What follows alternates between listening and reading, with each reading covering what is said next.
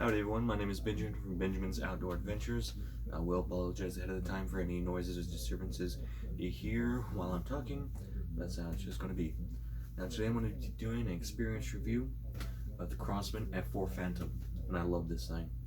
I can sing its praises all day long, but I do have some minor issues with it, which I will tell y'all. Now, a Crosman F4 Phantom has an overall length of, I believe, 44 inches or 111 centimeters. Yes, I will be converting imperial to metric because I do have viewers overseas. The barrel here is around 18 inches or 45 centimeters. The receiver tube, this chunky thing, is around 14 inches or 35 centimeters, I think. The stock, from here to the butt pad, is approximately 30 inches or 76 centimeters, somewhere around there. And its width, the thickness of it, is about 7 centimeters or 3 inches. It has standard rifling throughout the barrel. It has a weight of approximately 7 to 8 pounds, roughly 2.7 to 3-ish kilograms. Its material is made from, its construction material is made of steel and synthetic polymer, I guess. Now I will say this is a decent air rifle. It's handy, it's short enough I can carry it, and light enough that I can carry it anywhere. And I absolutely love this thin silhouette. You can't see the scope behind it, right there. And this is a pretty good scope. This is a center point 4x32 optical sight, and it's fantastic. It has a 1/4 inch adjustment period over 100 yards. That's the adjustments of fire. And it's not that bad for something like this. Now I have had this for almost 6 years now. Bought it in 2017, 2016 era? No. Yeah, right around 2017, almost 2018, so close to 5-6-ish years now. So I have a ton of experience with it. I put thousands, if not hundreds of thousands, almost millions of rounds to it. I just kept going on. I don't know how many tens of pellets I put through it. Now it's a 177 caliber or 4.5 millimeter airgun, and this would be illegal, or you would have to get a firearms acquisition permit in the UK or other European countries. But here in Texas, this barely meets the minimum safety standards for hunting, believe it or not. Now I did put it through a chronograph test with my buddy a few years back, and I got a cheat sheet right there, right under the camera, that I'm going to be reading off of. Okay, now before I cleaned it, greased it, or anything like that, me and my buddy took it out to the range, and it performed under what the box said. On the box it claimed it would do 1300 with alloy and 1000 with lead. We also had bismuth pellets to test, and it was kind of interesting, kind of in between. But anyway, with the alloy pellets, it was going approximately 1100, and that's for a 7.5 grain pellet. With lead, it was going around 950 to 1000 at max, and that's just with that. Now after cleaning it, getting it all shaped up nice and smooth, and then re-lubricating the gas piston here, it's a gas ram piston, that's what it is, nitro piston. Lubricating that, cleaning out the bore, and then seasoning the bore and letting it settle in after a few hundred rounds or a few tens of pellets. We got these results, which I had written down. For a 10.5 grain pellet, a velocity of 1150, it produced 30 foot-pounds. That's within legal limits here in Texas. With a 7 grain pellet, it had a velocity of 1300 to 1325, producing around 26 foot-pounds, 26 to 2700, 26 to 27 foot-pounds. 10.5 grain pellet, going at a velocity of 950 feet. Oh, this is from the beginning test. That part is. I've mixed it in with the other ones. It was producing 21 foot-pounds. Kind of within legal limits of small game hunting here in Texas, but kind of close to the bare minimum. With a 10.5 grain pellet going at around 1,000 feet per second, that was about 23 foot-pounds. A little over the bare minimum, so it's safe. The 5.5 grain pellet, this is alloy, going around 1,000 feet per second, it was producing 11 foot-pounds of energy. So that would have been legal for UK, but not really.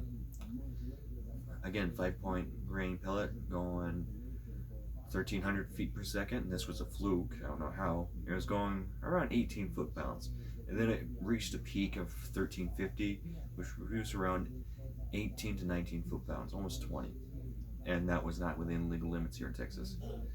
And then you have an 8.5 grain pellet going around 1,100 feet per second, producing 22 foot-pounds of energy. Beautiful. Now this air gun, that's just the stats right there, giving you the stats basics. Now I'm going to give you my personal experience with this. It did produce similar velocities to that, and it was freaking awesome. This air rifle, for me, just did well. Now, personally, with this air rifle, when I'm holding my hands, with my personal experience, I preferred the heavier grain pellets compared to the lighter alloys of the bismuth pellets, which doesn't surprise me really. I will say this, it does have a cocking force, which I didn't mention earlier, around, I want to say 20, maybe 30 pounds, brand new, right now, well, like 15 to 20, and it has a secure breech. You can't just open it like that, you have to crack it open. It's a heavy spring on here, not spring, heavy piston, air piston. And I will say with this sight, it's just a simple crosshairs, no mil dots, hashes, or height markers in it. Simple center point. Now, this air gun in the box that it came with, it did not provide an Allen key, so I had to use one of my own, which surprised me. I think it should have come with one. I don't know if I was just the lucky son of a bitch who got one without an Allen key or what, but yeah. It was also quite interesting to sight in, really. Now I have a sheet of paper over here from a 25-yard test showing basically its groupings with alloys and heavier pellets, the Piranhas and the Crosman Premier Hollow Points and Crosman Premier Piranha Hollow Points. Those two pellets seem to do the best in this.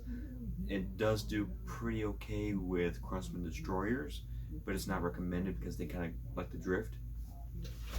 And here's a target. Here's the little target. First things I'm going to show you is this right here.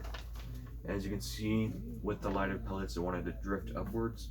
With the bismuth, they kind of slagged all over the place, and some of them even tumbled. Now, for the heavier pellets, let me just show you some. I had 3 flyers. I think that was because I pulled it. With American $half piece, it's a pretty tight group, and you see the 3 flyers I told you about. Now, an American 25-cent piece. An American 25-cent piece is roughly 1 inch in diameter, or like 3 centimeters, something like that. And that's 15 shots. Granted, none of them hit perfectly center, but they did do pretty damn close. It prefers the heavier pellets, from my opinion, and the rounded one's the best. Conicals, they just spat everywhere. Flat nose, like wad cutters, they flew everywhere, but they maintained within a 8-inch grouping, just all over the place, none of them hit center. But with heavier pellets, this does work.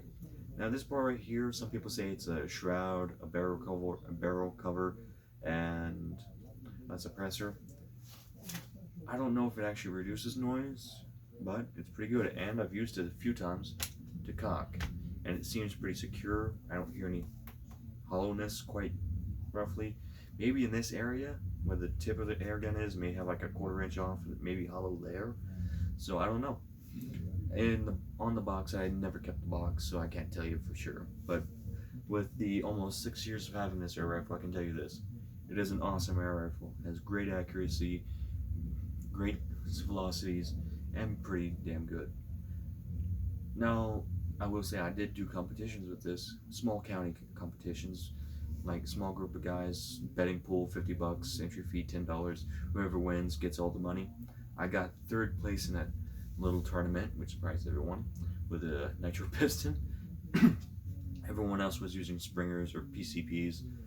I was surprised myself. I didn't win anything really. I just got a medal that said, hey, you got 3rd place.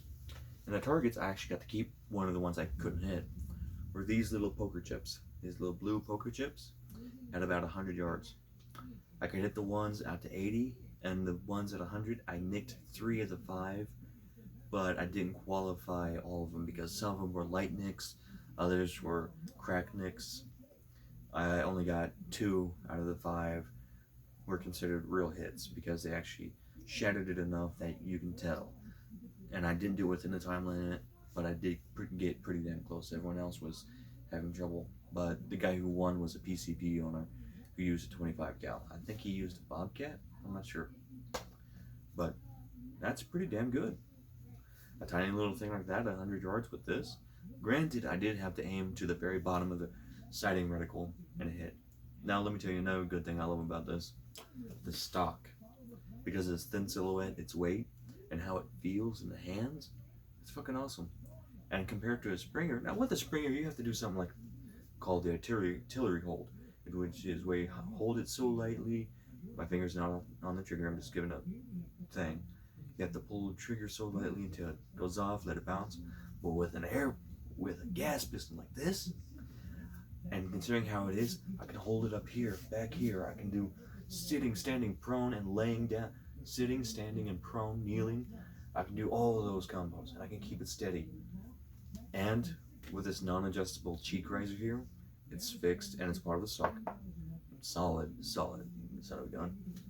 Has to actually able to get a good picture through the scope or aiming reticle. I'm able to line up my shots and get them right on. Beautiful air rifle. And the length of pull, did I ever mention that? No, I did not. Okay. Length of pull is roughly 15 inches or 38 centimeters. The trigger is around a pound, maybe less, or 0.4 or 0.5 kilograms, somewhere around there. I'm trying to convert it in my head. I do have a cheat sheet, but the cheat sheet only tells me some of the things I have to convert in my head. I didn't convert them all. And because of how this thing handles, with a gas piston, it gives you some leeway. You can actually hold on to the damn thing. You can actually shoulder up, hold it tight, aim and fire and get your target. Pretty damn good, and I love that. Now let's go over the gripes. I do have plenty of gripes with this damn thing. When first getting it, you're gonna have to break it down. And I noticed that with my buddy's Phantom as well. He bought one just to see what it was like, and you have to break it in, okay? You can't just pick it up and shoot it, clean it, and shoot it again. You have to put some rounds to it to get it going. That's what we found with both of ours. As well, I love the stock, but some of the edges here are kind of sharp, which may irritate you, something like that. And another thing I dislike, the trigger style safety here. I can just see that being a problem with someone hunting. I can imagine someone accidentally flagging the buddy to the left. They're trying to put the safety on, but instead of putting the safety on like that, they pull the trigger and shoot their buddy, hurting them or possibly killing them. I hate that. And I know most people are going to be setting safety like this or setting the safety like this, but there's still going to be that one idiot who points it at someone or at something and tries to put the safety on, but instead pulls the trigger and possibly injures them. I'm sorry, but that's just going to happen. As well, another gripe I have about this is it doesn't have any iron sights. I'm better with iron sights than I am with reticles, and I just love iron sights. That's how I was taught, that's how I was raised, that's what I prefer. Although I do love this optic though, it's pretty damn good. If it had iron sights, I would love it even more. Take off the scope, look down the iron sights, do some pretty good shooting. That way, even express sights, the cheapest and most simplest sights you can make on an air rifle, if it had those, that'd be awesome. Set it at around 40 yards. Be perfect. And because of how it is, I bet this thing could probably take down a small game at 100, but I'm not going to push it. For me personally, the maximum range of when I'll hunt any small game with this air gun is probably going to be within 30-35 yards. No more, and definitely less. That's my main concern with this and things like that. Now it does put out some pretty damn good foot-pounds in it. I mean, 30 being the highest at 1150 with a 10.5, and that's after we cleaned it and lubed it up and made sure everything was functioning correctly, made everything nice and crisp. That's around 30 foot-pounds, but that wasn't the average. The average was in the 20s. 23 to 25 was the average foot-pounds that we got out of it with 10.5 grain pellets. That's Crosman Dome and Piranha and the JSB Exacts. those pellets did extremely well on this, and I loved it. And I do say again, it's 177. But here's the problem. Here in the state of Texas, some counties banned 177 because it's too small around. Well, I can't get the job done, and that's a thing. But I love this rifle. This is the only rifle I've bought a case for, and it's a damn good air gun. I absolutely enjoy it because of how it is, because how it handles, and its balance is real nice too. Right about here. Yeah, you make me say my words now. Yeah, right about here. So you can hold it right here, get a nice scope on it, and hold it level perfectly. It's freaking awesome. You can hold it in any position, and if you're steady enough and you know how to hold your breath and fire, it's going to go well. I mean, stuffing it in the shoulder, holding tight, going like this, and firing. My finger is off the trigger, by the way, it's off the trigger. But holding tight and getting yourself a good sight on your target. You're going to be dropping flies, man. You're going to be pulling a Ted's holdover or something. But that's if you practice with this and you get to learn. 5 years experience for me. This thing is fucking awesome. And another thing I like to grab about, man, I hate to say this, but if you don't secure the nuts here and get the proper ring set, the one with the pointy pit to get inside the hole in the receiver to lock it in place, then it's going to be bouncing and jumping your scope around, okay? It's going to make your scope fly off. And it does not like using other scopes. It prefers the scope it came with. Now these are 11mm rails, so do be warned. But this thing, it will kick off a vortex or a elliptics with these, but it holds on to this, and this is actually cheaper than vortex. And I'm just now realizing it ain't perfectly leveled. It's leveled enough, but not perfectly. But anyway, besides that, I like to get over the tolerances on this. This air gun, I can't fit, there's no way I can fit a thumbnail or a pinky nail in there. Tolerances are really damn good, which I believe is one of the reasons why it's able to maintain that power, because it's actually able to transfer all that air from inside the receiver through the transfer port into the breech and shoot it through the barrel with such high speeds and with such damn good accuracy, because you're not really losing any air or any gas outside of here, and you're not getting such jams or things like that.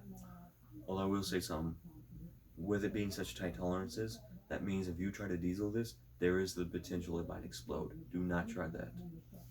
Okay, that is a highly recommendation for me, because me and my buddies decided to buy a different gas piston with similar tolerances, and we dieseled the fuck out of it. About 5 shots later, after shooting, it busted open and gases came back and could have injured my friend. Thank goodness we put it on some sacks. Also, the thing about the trigger, it's very crisp, okay? It's not loaded and ain't cocked. Don't do this, anybody, okay? I'm just doing this. But it's very nice and smooth, even when it's not cocked. When it is cocked, it has that nice smooth crisp until you get about here. Then it falls, and you don't anticipate it because it's so smooth. Until it actually happens, you're not going to figure out where it's going to do it. But it is consistent right about here. Right about here. Okay, that's about let me try to figure that out. About a 2, maybe 3 centimeter travel distance. Safety on. 2, maybe 3 centimeter travel distance at the most, I'm guessing. And it just does absolutely wonderful. I love this thing. Nice, crisp, clean, smooth trigger. Beautiful stock. It actually looks, and this is one of my main deciding factors. I've had plenty of air guns in the past. This was an awesome deciding factor for me because it actually looked like, if you look at it, it looks like a traditional hunting rifle. It has the parts, it has the look, and it has the weight, and it has the simulation of that recoil, and it has that snap. Okay, it has that snap of the projectile, similar to a little 22 or a 17 short, but it actually has that good system right there. I can hold it, I can fire it, and it doesn't do a lifting motion, it just does a jolt, like straight back, and it does fantastic. Even though the piston's going forward, air recoil, and I just love it. It is amazing. and stuff like that. Now let's get over who would be wanting this, who would need this, and who I would recommend this to. I would not recommend this to beginners. I would not recommend this to people who've never shot a firearm in their life. I would not recommend this to anyone inexperienced. An air arm like this needs someone who is experienced, who has used air guns or a rifle, any type of hunter in the past. You can see my head.